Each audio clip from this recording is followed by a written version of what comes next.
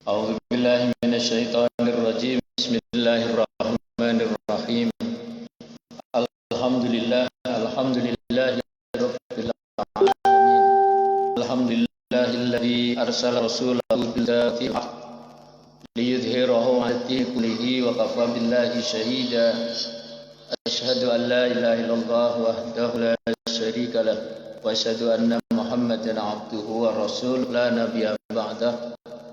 Allahumma salli wa sallim wa barik ala Muhammad wa ala alihi wa sahbihi wa man tabi'ahum bi ihsanin ila yaumiddin, amma ba'du. Assalamualaikum warahmatullahi wabarakatuh. Mari kita awali dengan membaca basmalah bersama-sama. Bismillahirrahmanirrahim. Jemaah rahimakumullah, pagi ini kita bersyukur karena masih beri nikmat yang terbaik dari Allah, yaitu kesempatan hidup kembali setelah tadi malam dimatikan oleh Allah. Pagi ini kembali dihidupkan oleh Allah dengan kehidupan yang luar biasa, yaitu hidup dalam iman dan Islam. Oleh karena itu mari kita jaga iman Islam kita sebaik-baiknya, karena inilah iman Islam inilah yang akan bawa kebahagiaan, kesuksesan hidup dunia sekarang ini sampai nanti di akhirat. Jemaah rahimahullah, pagi ini kita akan membahas topik yang saya kira sangat penting untuk kita pahami, yaitu kita bahas makna perayaan Tahun Baru Masehi. Nah, jemaah sekalian, ini perlu kita bahas karena makna dalamnya ya, itu penting kita pahami, yang nanti dikaitkan dengan akidah tauhid, akidah Islam. Jemaah rahimahullah, kita awali dengan waktu dalam Al-Quran. Jadi waktu dalam Al-Quran, di dalam Al-Quran ada 114 surat. Ada 4 surat yang nama surat itu diambil nama waktu. Misalnya surat 89 itu Al-Fajr. Al-Fajr itu Al-Fajr, waktu subuh. Kemudian surah 92 Al-Lail. Al-Lail maknanya malam. Kemudian Az-Zuha itu surah 93. Az-Zuha itu waktu zuha. Kemudian Al-Asr. Al-Asr surah 103 itu waktu asar. Kemudian ada waktu lain yang tidak menjadi nama surat, yaitu An-Nahar, yaitu siang. Maka lihat waktu di dalam Quran ini disebut oleh Allah SWT karena memang waktu itu sangat penting buat kita. Jadi waktu sangat penting buat kita, dan itulah waktu kehidupan kita di dunia ini. Jemaah sekalian, waktu itu merupakan rangkaian saat yang berjalan terus menerus, dari detik, menit, jam, hari, pekan, bulan, dan seterusnya.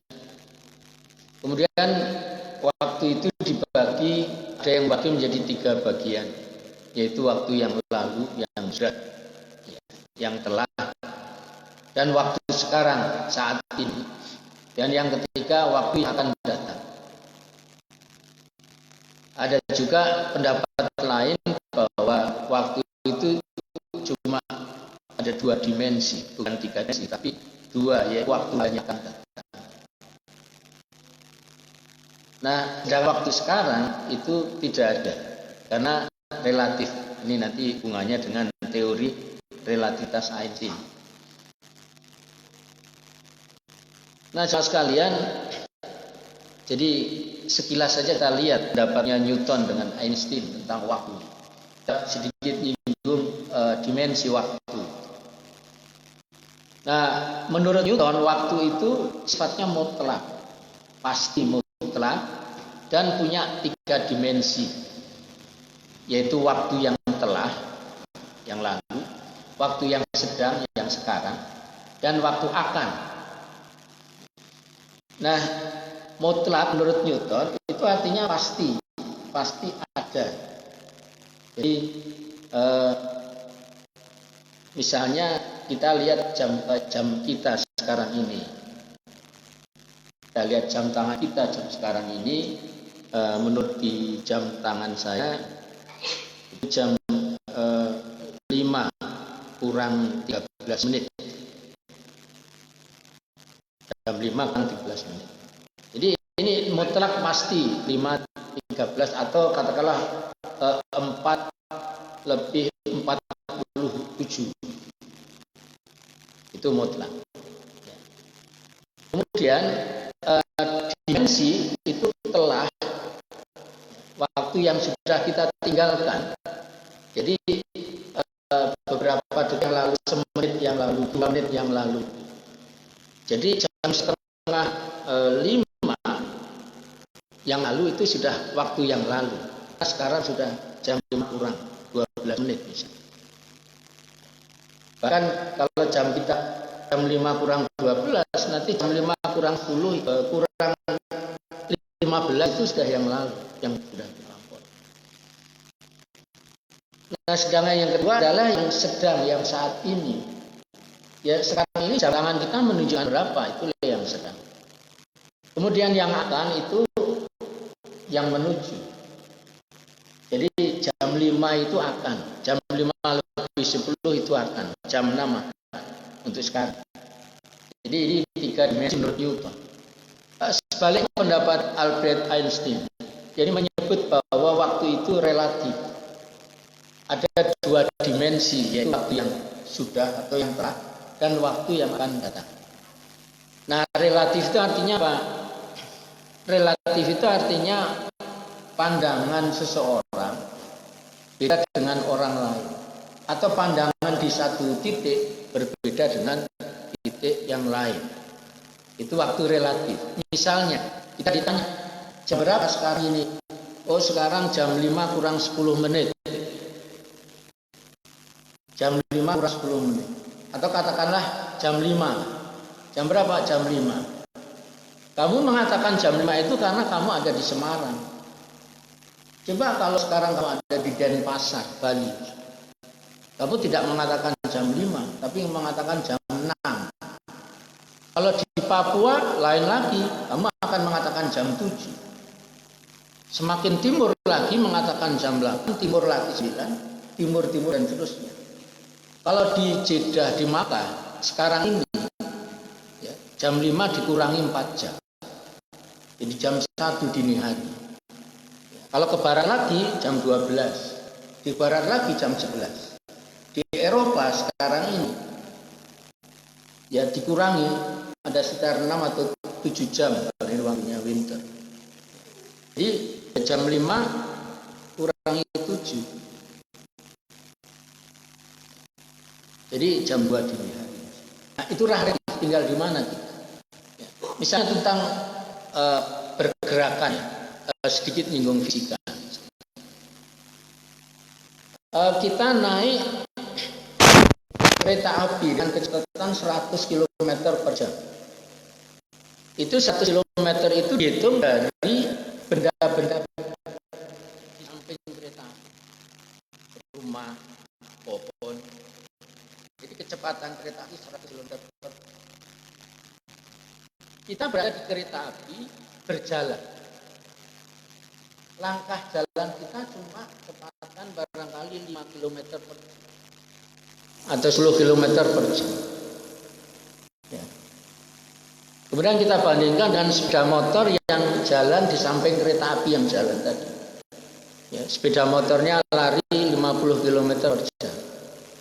Ketika kita berjalan di dalam kereta api yang sedang berjalan, dibandingkan dengan sepeda motor yang ada di samping kereta api yang juga sedang berjalan, sesungguhnya kecepatan kita berjalan itu lebih cepat daripada motor itu. Karena tadi kereta apinya saja sudah berjalan 100 km per jam.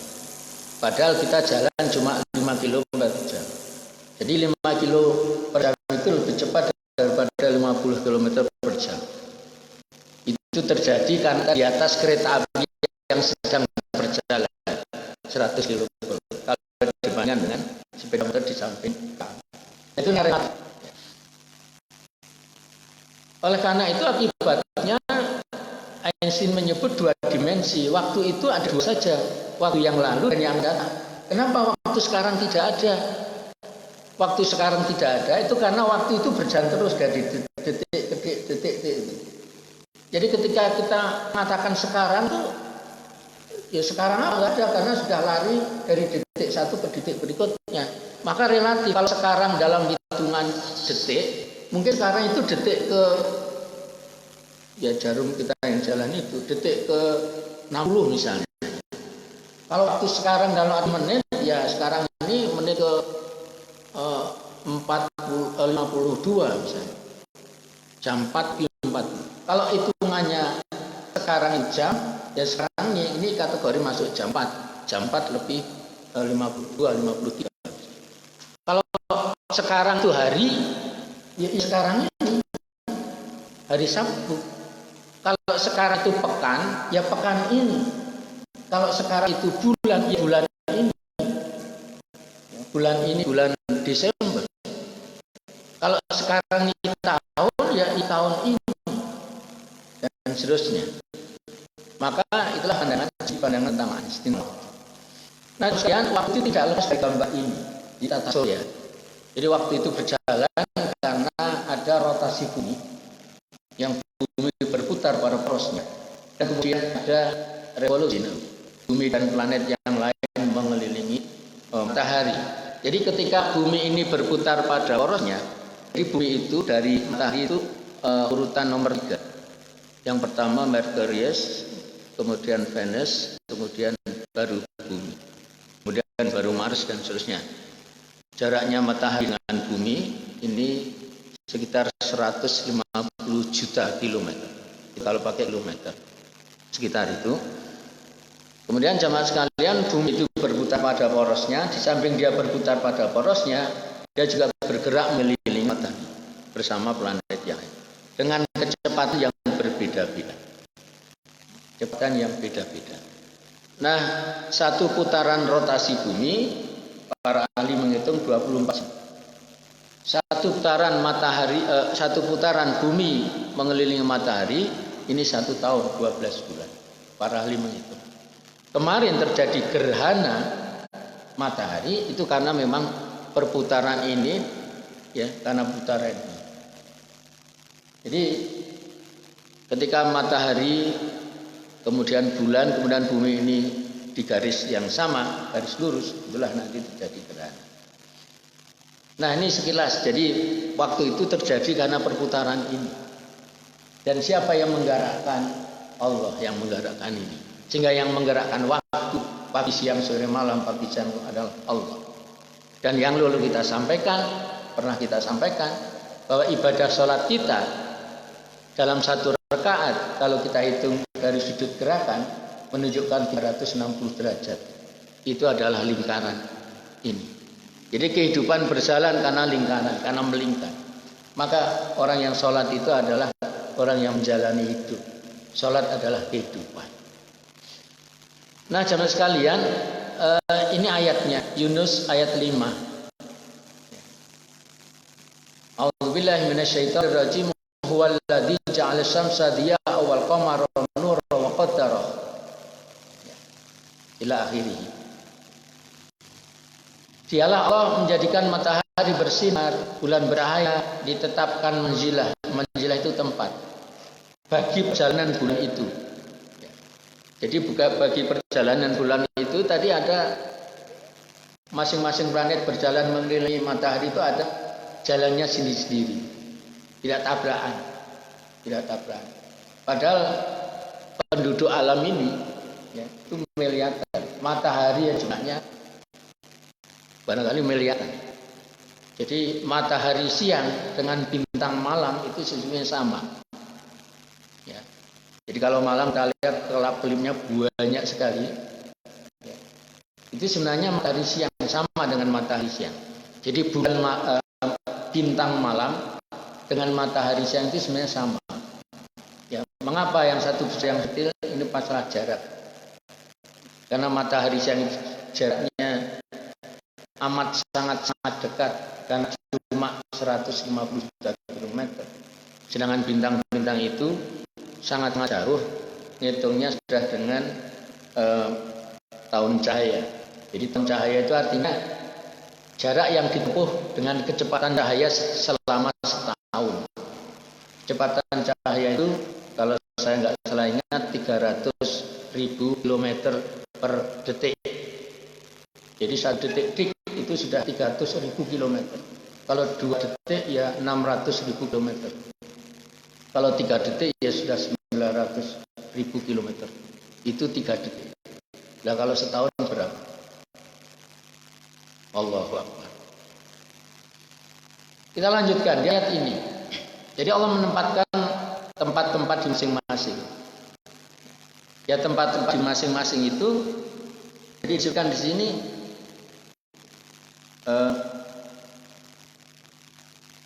wa qaddarahu manazila.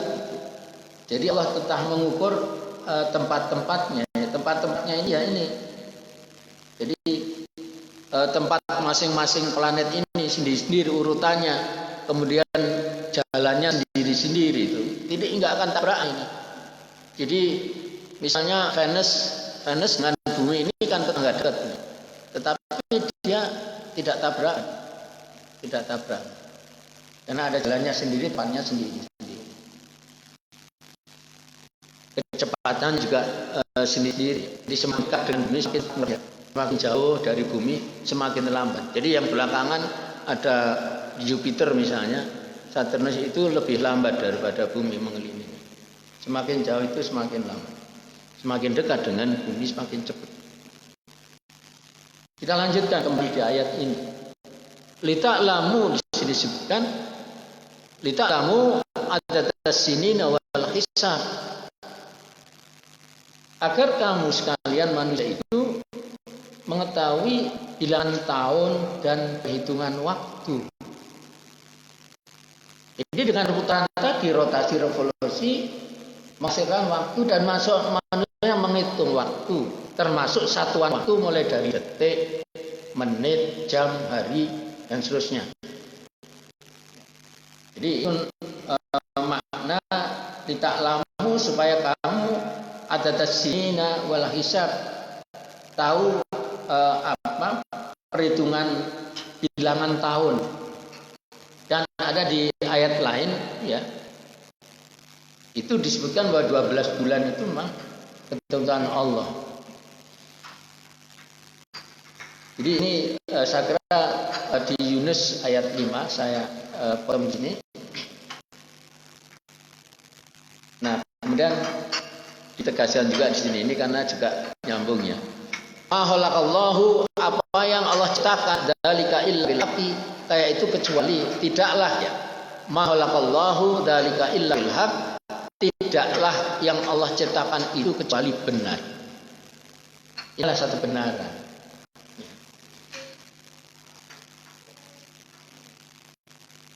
Yufasilul ayati liqaumin ya'lamun ya. Allah itu menjelaskan ayat-ayat tanda-tanda kebesarannya itu kepada orang yang mengetahui, orang yang mau berpikir, orang yang mau berilmu. Ayat yang lain yang tadi saya bacakan di rakaat pertama tadi. Ya ayyuhalladzina amanu taqullaha, orang yang beriman bertakwalah pada Allah, wa tanzur nafsum ma qaddamat lighad. Lihatlah dirimu apa yang lalu lihat untuk masa yang akan datang. Jadi kata ma qaddamat yang lalu, lighatin untuk yang datang, ini menunjukkan waktu. Tadi pertanyaan tadi waktu yang lalu dan waktu yang akan. Waktu sekarang enggak ada karena waktu itu berjalan. Wattaqullah, bertakwalah kepada Allah, innallaha khabir bima ta'malun, sesungguhnya Allah akan mengabarkan apa-apa yang kamu lakukan. Nah, jamaah sekalian, ada hadis juga menunjukkan waktu, ya, yang isinya ini riwayat Hakim, Baihaqi, Ahmad, ya. Peliharalah 5 perkara sebelum 5. Iqtanim khamsan qabla khamsin, kan? Jaga 5 sebelum 5, kan? Ada masa hidupmu sebelum mati. Ini waktu. Waktu hidupmu sebelum waktu matimu. Ini waktu juga. Masa sehat sebelum masa sakit. Artinya waktu juga. Waktu kamu sehat, ya, kita jaga sebelum datang sakit, misalnya. Kemudian juga ada waktu senggangmu dengan waktu sibukmu. Ini juga waktu sibuk, ya, waktu senggang kita jaga sebelum sibuk datang.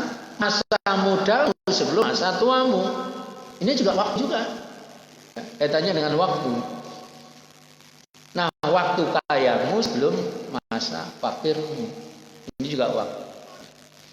Nah, jemaah sekalian, sebenarnya waktu itu biasa aja, ya. Kalau kita lihat perubahan waktu itu biasa aja lah. Karena memang itu sudah tua. Jadi kalau bumi berputar pada porosnya, rotasi itu ya biasa lah. Itu alamiah, sunatullah, hukum Allah begitu.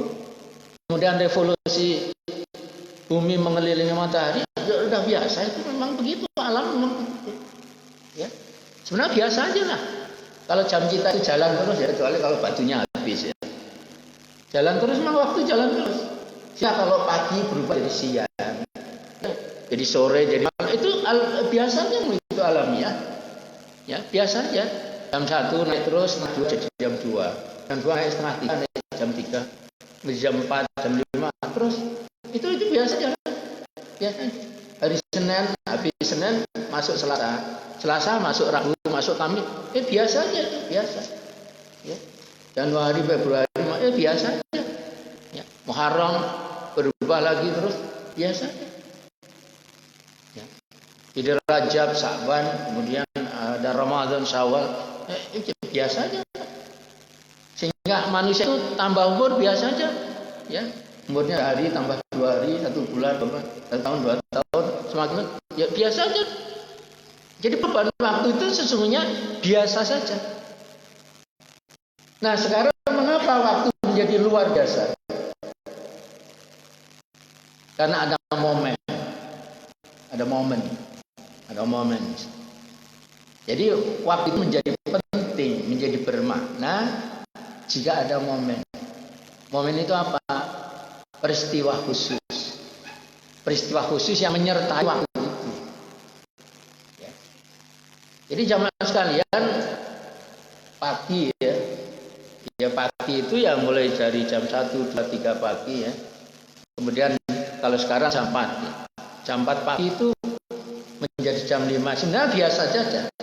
Tetapi jam 4 pagi itu menjadi penting karena ada momen masuk waktu subuh. Kita harus sholat subuh. Itu menjadi penting. Ya. Sama halnya dengan sore. Jam 5, setengah 6 matahari terbenam. Itu biasa saja. Tapi mengapa jam 6 itu menjadi penting? Ya, jam 6 sore menjadi penting. Ya karena ada sholat maghrib. Itu menjadi penting. Kemudian misalnya tanggal-tanggal tertentu menjadi penting. Kalau perubahan tanggal 1 habis jadi masuk tanggal 2, habis masuk tanggal 3, tanggal 4, itu ya biasanya waktu berubah. Tetapi mengapa misalnya 12 Rabiul Awal itu menjadi penting? Karena ada momennya, yaitu momen Nabi Muhammad SAW. Mengapa 27 Rajab itu menjadi penting? Padahal perubahan 24, 25 Rajab, 26 Rajab, 27 Rajab, 28 Rajab, 29 Rajab, itu biasa saja untuk perubahan waktu. Tetapi mengapa 27 Rajab itu penting? Karena ada peristiwa Isra Mi'raj Nabi Muhammad, nantinya waktu sholat Isya. Kenapa 17 Ramadan itu penting? Ya, padahal angka itu berubah, ya, mulai dari 1 Ramadan, 2, 3, 4 sampai 17, 18, 19 terus, ya. Jadi penting karena 17 Ramadan itu wahyu pertama tuh. Ya. Kenapa malam-malam ganjil 10 hari terakhir Ramadan menjadi penting? Karena ada Lailatul Qadar. Padahal perlu dari 20 Ramadan, 1, 2, 2, itu hal yang biasa perubahan waktu.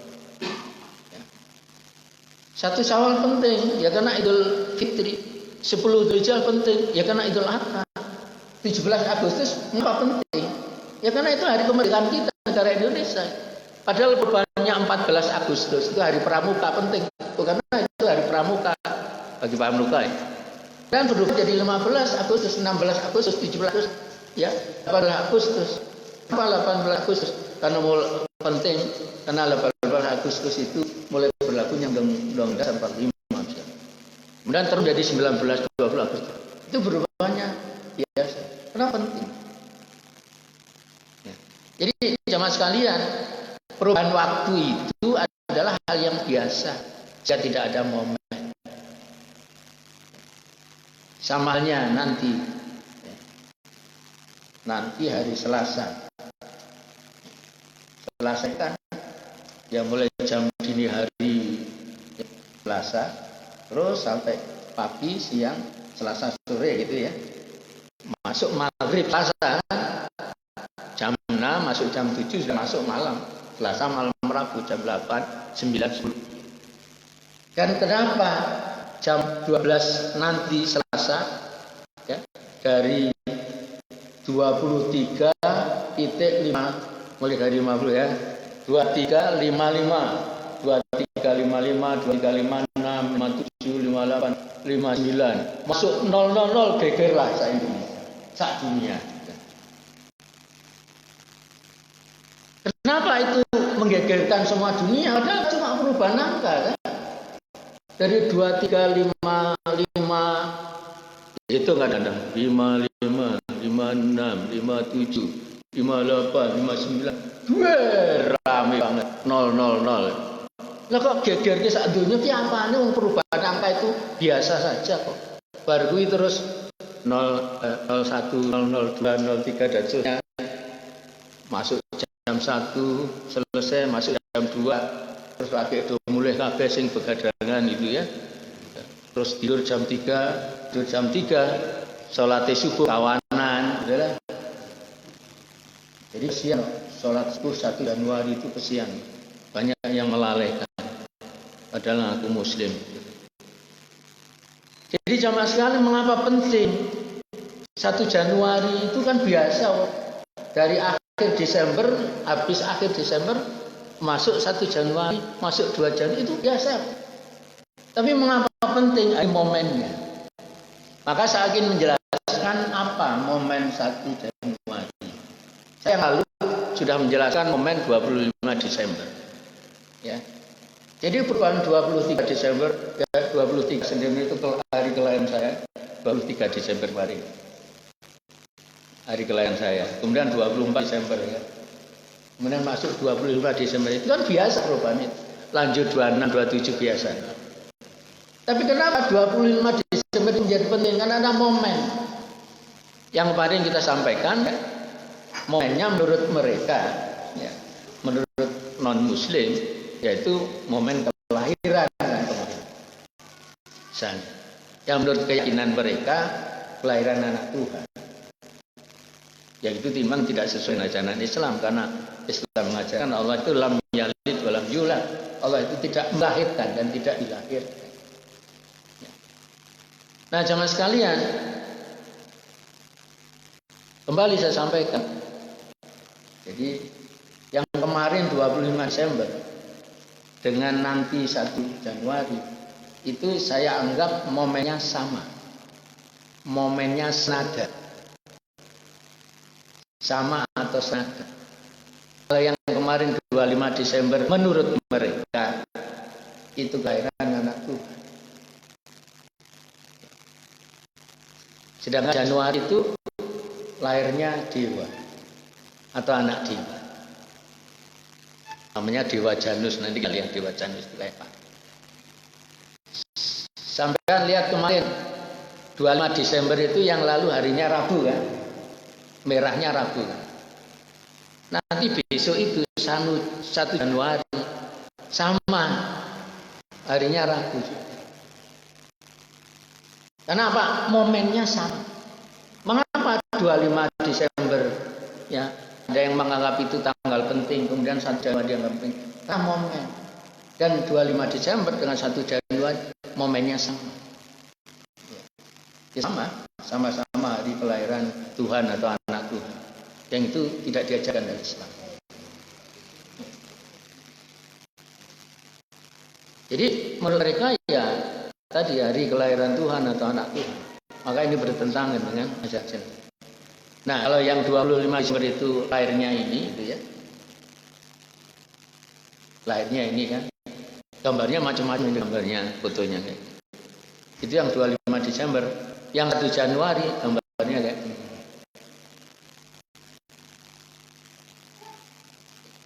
Jadi kalau kita melihat sejarah yang kemarin sudah kita sampaikan ya. Jadi semasa 1 pekan atau bahkan beberapa hari sebelumnya ya 22, 23, 24 Desember sampai nanti Januari itu sebenarnya satu masa, satu klaster masa perayaan yang sama. Jadi dalam 1 pekan itu perayaan menyambut hari Dewa. Nah, 1 Januari itu momennya ini. Makanya Januari itu sebenarnya kata Januari itu dari kata ini Janus ini. Ya. Jadi mengungkap Dewa Janus ini. Ini ada gambar yang lain ya kayak gini. Jadi bermuka 2 ke depan dan ke belakang. Saya mau keluar sebentar dari slide saya. Saya buka itu di internet, ini langsung buka internet. Apa itu Dewa Janus? Yaitu, tapi sayangnya nggak bisa dibesarkan. Jadi Janus itu dewa jalan, gerbang dan pintu Romawi. Janus itu dewa pertanian, ada dewa jalan, dewa pertanian, ya. Khususnya masa tanam. Ya. Janus itu salah satu dewa terawal yang disembah sejak masa dulu, Romulus sebelum Romawi. Janus digambarkan dewa dengan 2 wajah menghadap ke depan, ke berbeda. Disebutkan satu wajah memandang masa lalu, sedang wajah yang lain memandang masa depan. Jadi wajahnya 2 ke depan belakang itu adalah waktu. Memandang depan itu masa depan. Wajahnya menghadap ke belakang itu melihat masa lalu. Ya. Jadi kemudian Janus digambarkan bahwa kunci di tangan kanan dan tongkat di kirinya. Jadi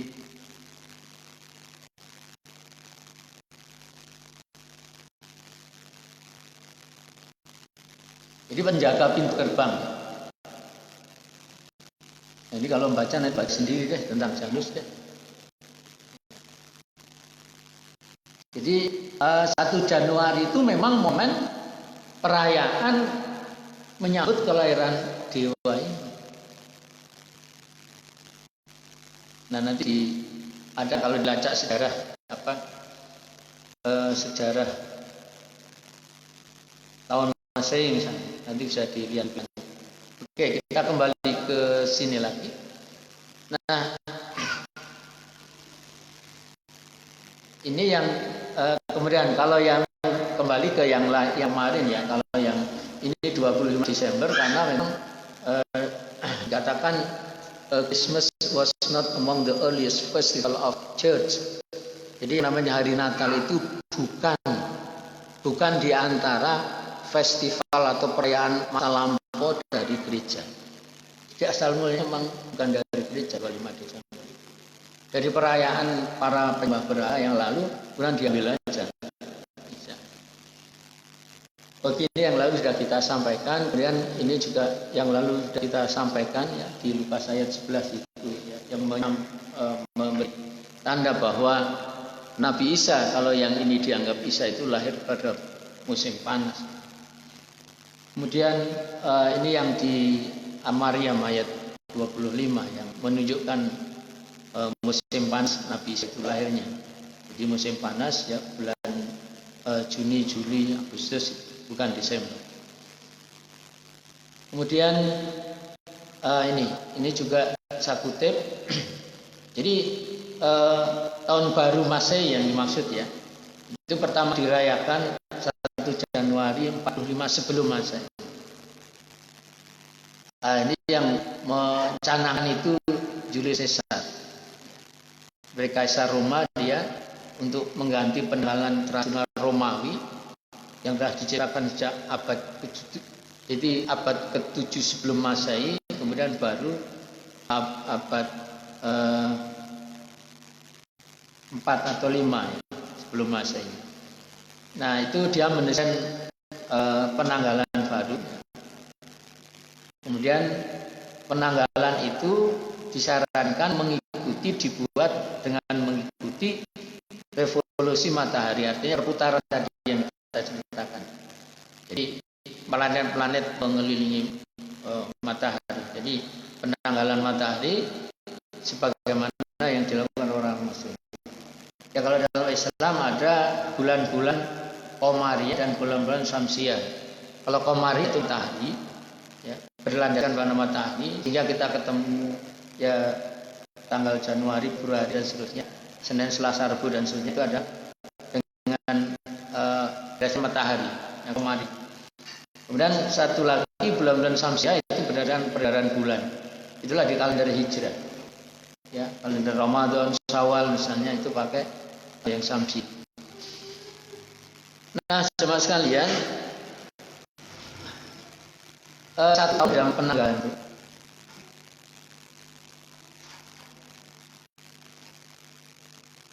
dihitung ya, yang tanggalannya Julius Caesar tadi 365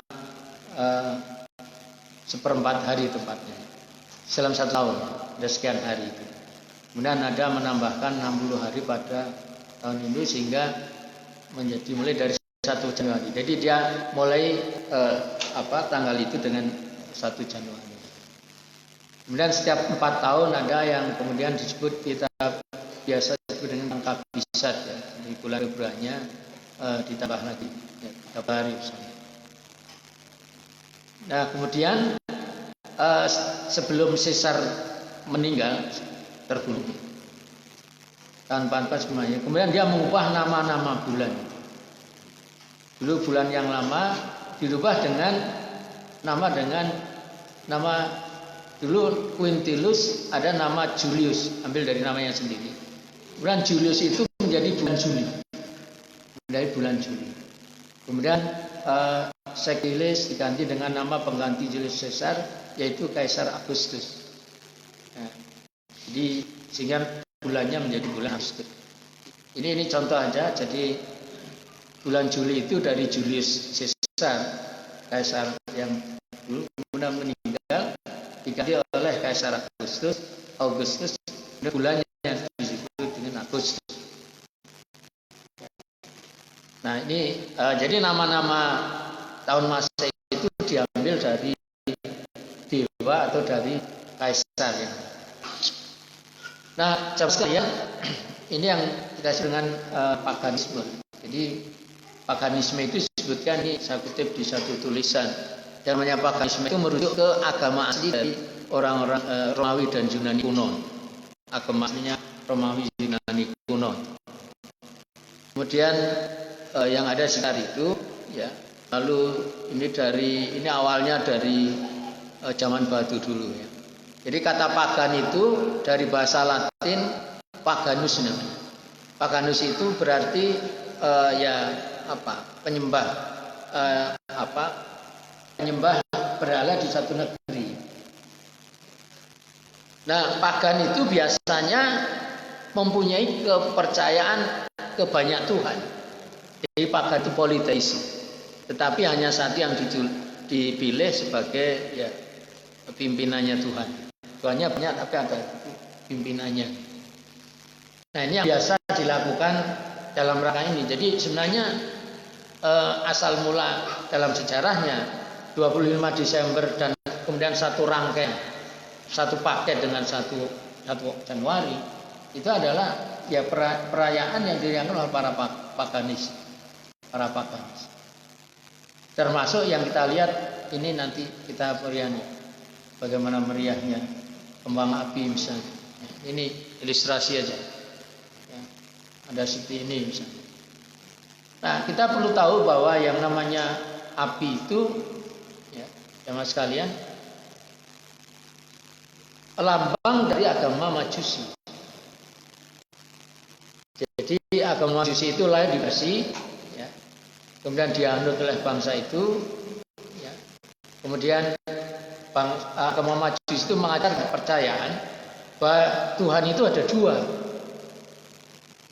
Jadi ini asik ya. Jadi kalau Islam itu hanya satu, kalau Majusi itu hanya dua, kalau agama yang lain itu hanya tiga. Trinitas, satu Trimurti. Nah, dua Tuhan itu menurut agama Majusi yaitu Tuhan cahaya dan Tuhan gelap. Tuhan cahaya itu Ahura Mazda. Kemudian disebut dengan Tuhan kebaikan. Kemudian yang satunya Tuhan gelap yang disebut Ahriman, itu Tuhan kejahatan. Jadi kalau baik itu Tuhan yang satu, kalau buruk-buruk itu Tuhan yang lainnya. Jadi kalau terang benderang itu Tuhan satu, yang kemudian kalau gelap gulita Tuhan yang lain. Jadi ada dua Tuhan dalam pandangan Majusi. Nah, terang itu kenapa? Terang itu karena api yang menerangannya. Maka kemudian Majusi itu menyembah Tuhan yang baik. Oh, diberi panen yang baik itu Tuhan yang baik, yang bercahaya, itu api. Dan mereka menyembah api.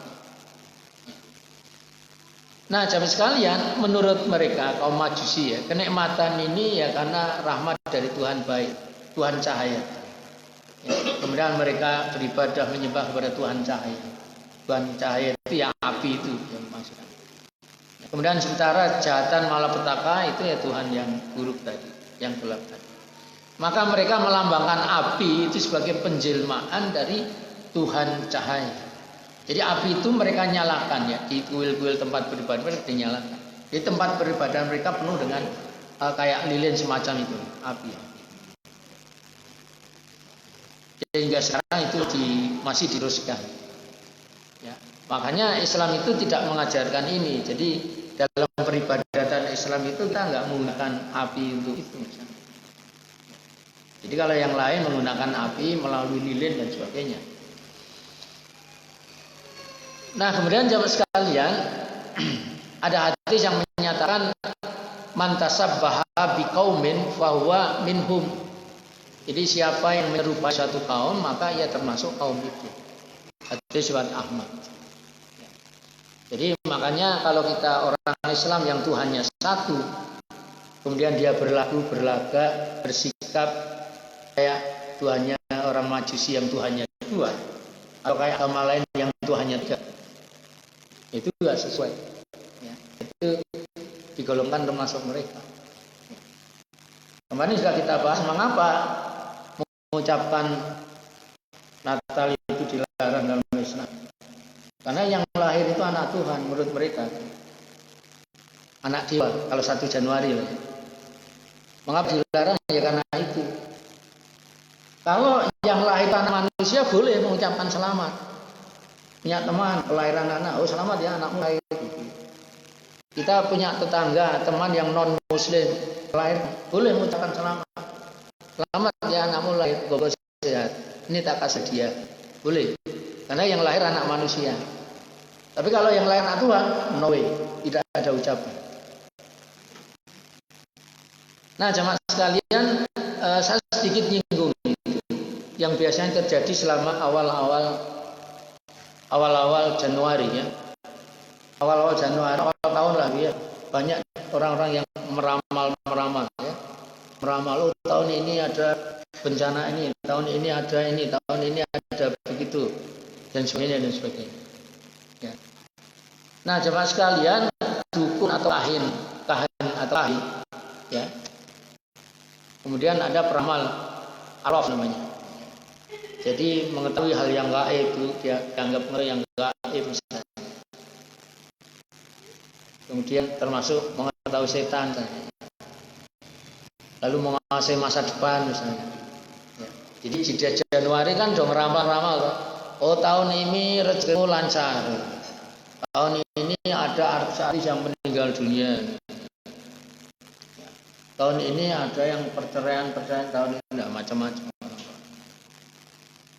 Padahal jamaah sekalian, yang namanya kepastian masa depan itu di tangan Allah, itu rahasia Allah. Nanti bisa jenengan buka di surah Luqman ayat terakhir, itu ada 4 rahasia Allah. Salah satunya manusia nggak tahu pasti, yang nggak tahu pasti apa yang terjadi. Pastinya kayak apa nggak tahu. Termasuk kapan matinya, di mana matinya nggak tahu persis. Itu rahasia Allah. Ayat terakhir di surah Luqman, bisa dicek. Maka jamaah sekalian, kalau ada orang-orang yang mengaku-aku tahu masa depan, bahkan memastikan masa depan, oh kamu jodohnya gini, orangnya gini. Kamu rezekimu seret gini. Lihat telapak tanganmu kayak apa? Lihat. Wah, ini keberuntungan ini. Wah, ini telapak tanganmu ini beruntung ini gini. Lihat tangannya kamu. Wah, ini celaka kamu. Ya, itu tidak sesuai dengan Islam. Ya. Jadi ramalan itu macam-macam ya. Ada minta ramalan jodoh, ramalan rezeki, ramalan kematian. Tak kok matiku kapan, Mbah? Gitu. Mbah dukun matiku kapan? Ramalan nasib, ya. Beberapa tahun depan atau depan. Ramalan pekerjaan, ramalan bintang. Kamu lihat, bintangmu ini. Ya. Kondisi kesehatannya baik, tapi rezeki seret, jodoh sah, dan sebagainya. Jadi jamaah sekalian, kita jangan percaya sebagai muslim mukmin dengan hal-hal itu. Termasuk ada tiaroh namanya dalam Islam. Tiaroh juga bilang. Jadi tiaroh itu begini, ada tanda-tanda alam yang memberi makna. Oh, ini ada burung gagak lagi terbang lalu. Oh, ini ada orang mati. Oh, ini tanda-tanda orang mau gini. Ini wah mesti nasib. Jadi kemudian nasib alam, nasib manusia itu kemudian dicantol gitu ya, digantungkan ke makhluk. Apakah makhluk itu namanya simbah dukun, atau makhluk itu namanya burung, atau namanya pohon, atau namanya apalah, termasuk setan dan sebagainya. Jadi itu bertentangan dengan Islam apa? Karena ditegaskan Allahus Samad. Allahus Samad, Allah tempat bergantungnya semua makhluk. Jadi nasib selamat baik buruk itu bukan tergantung pada makhluk, tetapi kepada Allah. Bergantung kepada Allah. Nasib itu Allahus Samad. Ada ayat yang ini perlu kita kaji. An-Nahl 25. Qul la ya'lamu man fis samawati wal ardil ghaiba illa Allah wa ma yash'uruna ayyana yub'atsun. Katakanlah, tidak ada seorang pun yang di langit maupun di bumi yang mengetahui perkara yang gaib kecuali Allah. Perkara yang gaib itu banyak, termasuk masa depan adalah gaib. Termasuk beberapa menit lagi itu gaib, beberapa jam lagi itu gaib. Jadi manusia itu nggak bisa memastikan nanti mau apa, pastinya nggak tahu. Ya. Ini yang sering saya sampaikan di apa namanya. Misalnya begini, misalnya Mas Harto, saya tanya. Jadi Mas Harto tadi jamaahnya di sana, kemudian ngaji di sini. Waktu berangkat ke sini, apakah Mas Harto punya rencana memastikan urus dia berdua gitu dengan Mas Alvin? Kan kamu di situ tadi. Apakah kamu membayangkan nanti saya dari situ mau pindah jadi Bang Salvinos misalnya, terus duduk kayak gini? Apakah gitu? Enggak.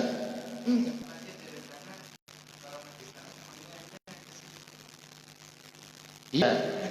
Tapi apakah dengan itu memastikan kaki kananmu ketika masuk musola ini, masuk di lantai bagian mana? Itu kan lantainya kotak-kotak. Lantai kaki kananmu injak kotak yang mana? Lalu kirimu kotak yang mana? Ya. Apakah langkah kamu menginjak karpet yang sebelah mana? Enggak.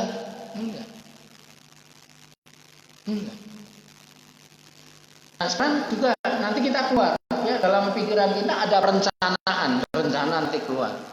Memang ya pintunya cuma satu, ya cuma situ. Tapi apakah kita bisa memastikan bahwa kaki kanan saya menginjak tanah bagian ini, kirinya ini, kanannya ini? Enggak bisa memastikan. Itu contoh sederhana bahwa manusia itu enggak tahu pasti masa depan. Ya. Kalau Mbah Dukun ngaku-ngaku tahu, ya kenapa dia enggak meramal dirinya sendiri aja? Ya. Jadi Mbah Dukun itu ya peramal itu cuma dari duit aja sebenarnya. Dia nggak tahu pasti. Karena Allah menyatakan ini ayatnya. Tidak ada di alam ini yang gaib kecuali hanya Allah aja. Wa may yasuruna ayyana yub'atsun. Dan mereka tidak mengetahui bila mereka akan dibangkitkan. Jadi orang-orang yang mengaku tahu masa depan, para peramal, para Mbah Dukun itu, ya dia tidak tahu atau tidak sadar besok itu dibangkitkan, ditanya, kenapa kamu ngarang-ngarang masa depan seseorang, ngarang jodoh seseorang, ngarang nasib rezeki seseorang, kamu tahun ini rezekinya begini, rezekinya seret dan sebagainya, ya. Mengapa kamu ngarang-ngarang? Itu nanti ditanya oleh Allah, minta bertanggung jawab. Lah kowe kok nyai ngaku ngono wae? Tanya kepada mereka yang dukun tadi. Lah kowe iso nyanyi-nyanyi aku. Masa depan itu hanya satu, yaitu hanya aku yang tahu, kata Allah. Tetapi kamu kok ngaku-ngaku tahu-tahu. Maka hati-hati jemaah sekalian. Kemudian ayat yang lain, hadis Yunus 107. Ya. Wa iyam saskallahu birrin fala kasifala illa huwa ila akhirih. Jika Allah menimpakan satu kemudorotan kepadamu, maka tidak ada yang dapat menghilangkan kecuali Dia. Ya. Jadi jika ada burukan kemudorotan yang kemudian mengenai kita, itu yang bisa menghilangkan hanya Allah. Ya. Jadi jangan bergantung ke makhluk. Jangan. Dilanjutkan di ayat itu. Dan jika Allah menghendaki kebaikan bagi kamu, maka tidak ada yang bisa menolak karunia kebaikan itu. Dia memberikan kebaikan kepada siapa yang dikehendakinya di antara hamba-hambanya. Dan Dialah yang Maha Pengampun lagi Maha Penyayang. Jadi jamaah sekalian, ada kebaikan, keburukan, semua tidak lepas dari qada-qadarnya Allah. Nah, ayat ini dilarang ya, menguji nasib dengan panah. Jadi al-khamr, maisir, judi, wal ansor, wal azlam, ya. Mengundi nasib dengan panah, ya. Kemudian khamr, judi, berkorban untuk berhala itu dilarang karena itu perbuatan setan. Maka jamaah sekalian, sebagai orang mukmin, ya, jadi tidak ada bagi orang mukmin dan mukminah, ya, jika Allah menghendaki dan Rasulnya menghendaki satu urusan, ya kecuali dia tidak ada pilihan. Itu namanya adabul khiyarah. Jadi Allah sudah menentukan, ya udah, ketentuannya Allah, pilihan Allah yang dipilih, tidak milih yang lain. Ini nanti dilihat di Al-Ahzab ayat 36. Dan kalau di An-Nur 51, orang iman itu ya sami'na wa ata'na sudah. Allah bilang, kalau Allah bilang Allahu Samad, ya, mengenalkan dirinya Allah itu tempat bergantung. Ya Allah, kita menggantungkan semuanya kepada Allah, jangan menggantungkan kepada makhluk. Apa? Kita hanya mengantung kepada Allah. Lam yalid wa lam yulad, Allah tidak melahirkan, tidak dilahirkan. Maka ya tinggal kita ikuti aja. Ya. Kita ikuti aja apa yang dinyatakan Allah. Allah itu tidak melahirkan, Allah itu tidak dilahirkan. Ya Allah, berarti tidak ada hari kelahiran Tuhan, hari kelahiran Allah. Kalau nggak ada, ya Allah, nggak usah gitu-gituan kita. Ya, perkara orang lain, mungkin agama lain punya keyakinan bahwa Tuhan punya anak, ya nggak bisa itu. Nah, jamaah sekalian, saya kira itu yang sedikit bisa kita sampaikan, ya. Jadi ada pertanyaan barangkali, silakan, Mas.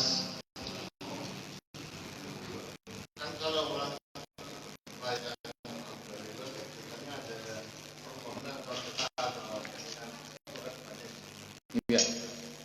Kalau orang merayakan itu, apakah doanya otomatis tertolak?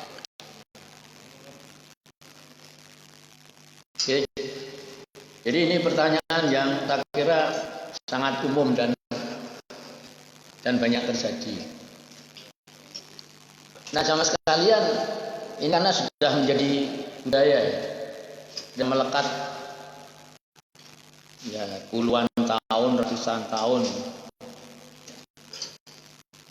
Jadi peristiwa 1 Januari ini, kemudian banyak orang merayakan, sehingga kita bayangkan kalau ingin menghapus sebenarnya kok susah, ya. Apa yang kita lakukan adalah ya sebagai seorang mukmin muslim ya berusaha ya. Ya misalnya nggak usah ikut-ikutan nyumet kembang api, misalnya trompet, karena ini bukan budaya kita. Jadi jangan mengundang Israfil ikut-ikut trompet kan gitu. Ya kalau Israfil ikut-ikutan kan ya hancur lah. Ya. Jadi begini, kita juga kalau pertama menghindari, yang kedua pasang niat seperti yang saya sampaikan kajian yang lalu tentang 25 Desember. Pasang niat. Nah, ini di masyarakat kita itu sudah budaya kalau tahun baru udah ngumpul-ngumpul Pak, misalnya kayak gitu. Terus doa. Ya kita pasang niat. Kita ngumpulnya itu bukan karena tahun barunya. Hati kita mengatakan ya. Jadi saya ngumpul itu bukan merayakan 1 Januari hari kelahiran Dewa Janus. Tidak. Pasang niat ya. Tetapi saya hadir itu karena ini karena Allah dan Rasulnya, karena Allah dan Rasulnya memerintahkan mangkana yu'minu billahi wal yaumil akhir fal yukrim jarahu. Siapa yang beriman pada Allah dan hari akhir maka muliakan tetangga. Jadi saya datang kumpul-kumpul ini karena kita diperintahkan memuliakan, berbuat baik dengan tetangga, ngumpul-ngumpul ya udah ngumpul. Jadi saya ngumpul-ngumpulnya itu karena pengen ketemu tangga, karena ini ajaran Nabi. Jadi nggak ada urusan dengan perayaan 1 Januari. Ini pasang niat, pasang niat. Nah, doa itu ya kita memang ya nggak apa kita berdoa, tapi memang repotnya kalau banyak campur baur. Ya, jadi 5 agama bareng dengan masing-masing doa. Sebenarnya tidak harus begitu. Tidak harus begitu. Karena yang namanya doa itu sudah masuk wilayah ritual, wilayah ibadah. Jadi kalau ibadah itu jangan dicampur aduk. Oh itu enggak toleransi, bukan begitu toleransi. Jadi toleransi itu bukan mencampur adukkan peribadatan. Itu bukan toleransi namanya. Yang lalu sudah kita sampaikan bahwa yang namanya toleransi dari kata toleri artinya membiarkan orang lain beribadah, beriman menurut agamanya tanpa kita ganggu. Jadi kalau mereka berdoa menurut doanya masing-masing, doa agamanya, ya udah jangan diganggu, biarkan aja dia berdoa menurut agamanya. Ya. Kalau saya berdoa menurut Islam ya karena saya orang Islam, gitu loh. Ya. Jadi jangan dicampur aduk. Justru yang toleransi itu. Jadi kita sepakat berbeda, ya kita urusi agama masing-masing.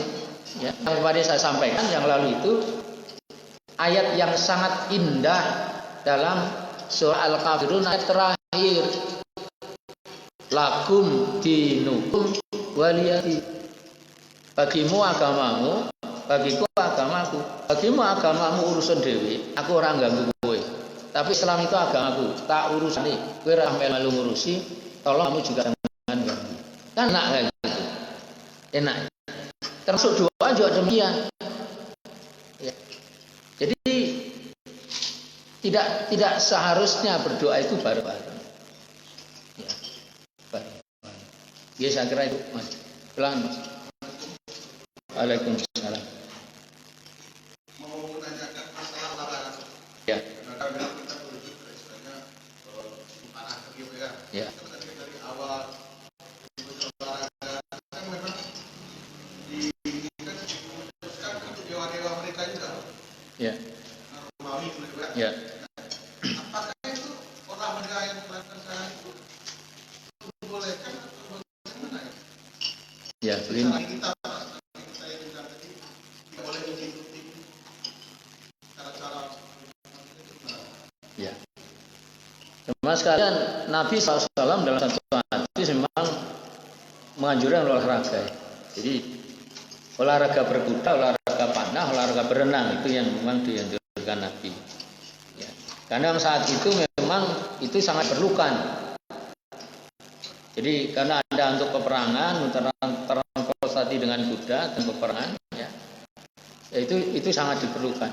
Jadi kita menyeberang misalnya, ya air perlu kita renang itu memang diperlukan. Jadi Nabi SAW menyampaikan itu bukan karena Romawi Yunani, enggak, bukan karena meneruskan meniru-niru, enggak, ya. Wa ma yantiqu anil hawa in huwa illa wahyu yuha. Dan satu ayat disebutkan. Jadi apa yang diucapkan Nabi itu bukan dari nafsunya tapi dari bimbingan wahyu. Jadi ajaran-ajaran Nabi SAW itu bukan dari nafsu termasuk ngikut ajaran nenek moyang, enggak. Tapi itu bimbingan Allah melalui wahyunya. Ya. Jadi termasuk Nabi menganjurkan kita tadi olahraga berkuda, panah, kemudian berenang misalnya. Ya karena itu bimbingan dari Allah. Jadi tidak meniru-niru. Dan kalau kemudian kita sekarang berolahraga dalam segala bentuknya olahraga apa-apa, termasuk sepak bola, bulu tangkis dan sebagainya, ya nggak apa-apa. Tapi yang penting itu begini juga, ketika kita olahraga sebagai seorang Muslim, nilai-nilai Islam tetap dibawa. Misalnya pakaian, ketika kita berolahraga, pakaian itu harus tetap syar'i, apalagi yang perempuan. Jadi perempuan ya tetap menutup aurat kita kalau olahraga pakai panjang, bajunya longgar. Saya kira nggak mengurangi. Saya kira muslimah yang pakai jilbab, ya kemudian pakai celana lurus, masih bisa kok, main pingpong masih bisa, voli masih bisa. Ya, tentu dengan olahraga yang masih mampu. Bagaimana Pak olahraga renang seperti di ajaran Nabi tadi? Nggak masalah wanita itu berenang, dengan catatan begini, kita buat kolam renang yang khusus wanita, dibuat temboknya yang tinggi, tertutup, betul-betul tertutup. Buat kolam renang yang betul-betul tertutup, temboknya tinggi, bila perlu atasnya diberi atap, gitu. Khusus untuk wanita, hanya wanita, laki-laki tidak boleh masuk. Ya. Kemudian untuk menjaga adab juga, sekarang kan ada pakai wanita muslimah yang untuk berenang kan sudah ada. Diciptakan aja, bisa dibuat. Jadi dipisah. Renang itu dipisah, memang sebaiknya dipisah. Nanti yang laki-laki juga sendiri, gitu. Renang laki-laki itu sendiri, dipisah. Ya. Jadi tidak masalah. Ya, jadi nilai-nilai Islam itu tetap dibawa ketika kita berolahraga, termasuk nilai-nilai kejujuran. Misalnya ada orang main sepak bola, kan ada yang pura-pura jatuh di depan penaltinya lawan, gitu. Padahal nggak kena apa-apa, dikasih penalti nanti gol misalnya. Itu namanya bohong, nggak boleh. Harus jujur misalnya. Bola kena tangan misalnya, padahal kena betul itu, ngaku enggak misalnya. Wasit itu juga harus jujur, harus adil, jangan memihak. Ya. Jadi dia memihak itu nggak boleh, harus adil.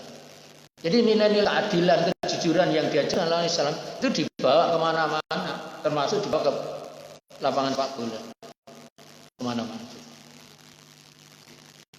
Selanjutnya.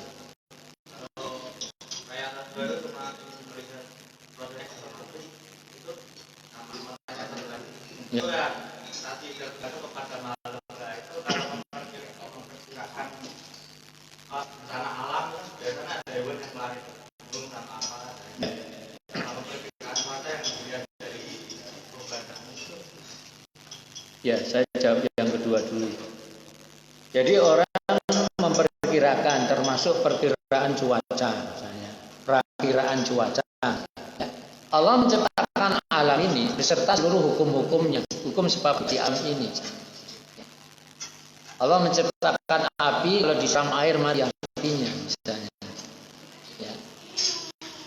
Jadi orang bisa membuat perkiraan berdasarkan ilmu, berdasarkan ayat-ayat Allah ini. Boleh. Jadi ada ilmu tentang cuaca. Apa namanya? Ilmu tentang cuaca memperkirakan, oh ada gejala ini ada kira-kira hujan. Itu dia perkirakan berdasarkan ilmu yang ada di dalamnya sebab akibat di alam ini. Nah, sebab akibat di alam dan ilmu di alam ini adalah ayat Allah. Maka ketika membuat perkiraan berdasarkan ilmu, ini boleh saja, tidak apa-apa.